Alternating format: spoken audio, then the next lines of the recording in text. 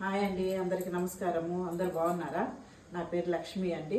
నేను ఈరోజు కాకరకాయ ఉల్లికారం చూపిస్తాను. చూడండి ఎలా చేయాలో. ఇదిగోండి, కాకరకాయ పైన లైట్గా పొట్టు తీసేసి ఘాటు పెట్టుకొని ఇట్లా ఒకసారి కడుక్కొని కొంచెం పసుపు ఉప్పేసి 10 నిమిషాలు నానబెట్టుకోవాలండి. దీన్ని కొంచెం ఈ కాడలు పెట్టినాను. ఇది మామూలుగా మనం తినేటప్పుడు ఇట్లా తినవచ్చని అట్లా పెట్టినానండి. ఇవ్వండి కాకరకాయ ఫ్రైకి ఉల్లిగడ్డలు, కారము, పసుపు ఎలా చేయాలో చూపిస్తాను.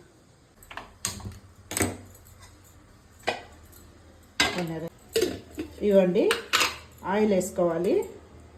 ఆయిల్ కొంచెం ఎక్కువ పడుతుందండి దీనికి.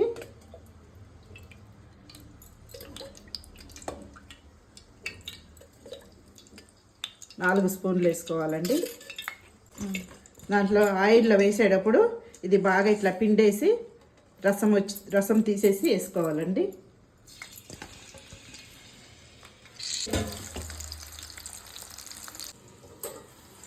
ఇవ్వండి, ఇవి బాగా వేగాయి. ఇప్పుడు కారము మిక్సీ పట్టుకున్నాము. ఎలా పడండి, ఉల్లిగడ్డలు మిక్సీలో వేసుకొని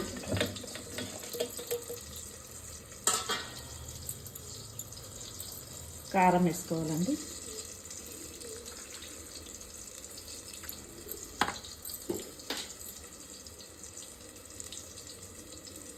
కొంచెం సాల్ట్ వేసుకోవాలి.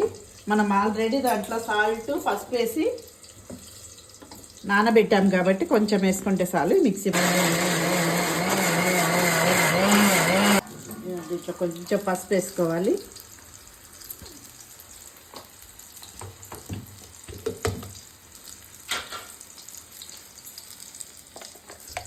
ఉల్లికారము,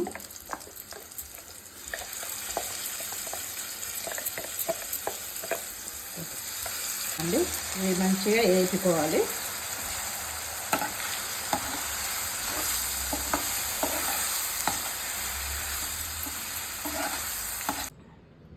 అండి ఇదిగోండి, కాకరకాయ ఫ్రై రెడీ అయిపోయింది.